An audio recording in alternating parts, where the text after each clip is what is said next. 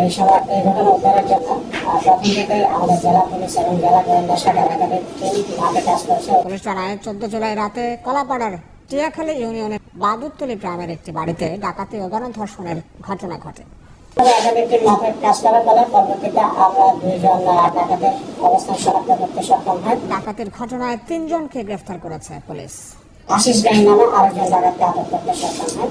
3 জনই হচ্ছে আমরা আটক করতে সক্ষম হয়।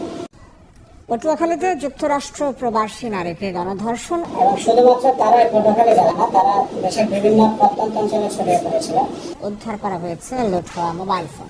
এবং এটা আমাদের কনক্লুসিভ এভিডেন্স। তারা যে ডাকাতি করেছে এই ফোনটা হচ্ছে বাদীর কাছ থেকে লুণ্ঠিত হয়েছিল। এই ফোনটি রিপনের কাছ থেকে উদ্ধার করা হয়েছে। মোহাম্মদ শওকত আহমেদ রিপন সোহাগ, তার থেকে আমরা একটি মোবাইল ফোন উদ্ধার করতে সক্ষম হই, যেটি লুণ্ঠিত মোবাইল ফোন বাদীর ব্যবহৃত একটি স্যামসাং গ্যালাক্সি A13 সিরিজের একটি মোবাইল সেট আমরা উদ্ধার করতে সক্ষম হয়।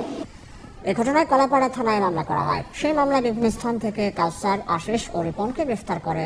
তাদের মধ্যে তাদের পুরো নাম হচ্ছে মোহাম্মদ শওকত আহমেদ এলাইস সোহাগ, তার ঠিকানা হচ্ছে কোটকাখালী গ্রাম, বামনা থানা, বরগুনা। আশিস গাইন, তার পিতা হচ্ছে রঞ্জিত গাইন, আর কলাপাড়া পৌরসভাতে তার বাসা।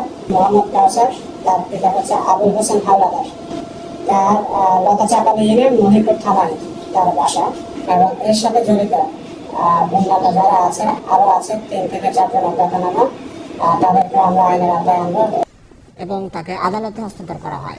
3 জনকে আমরা আসামি গ্রেপ্তার করে তাদেরকে আইনের আওতায় আনি, তাদেরকে আমরা কোর্টে চালান দিয়েছি।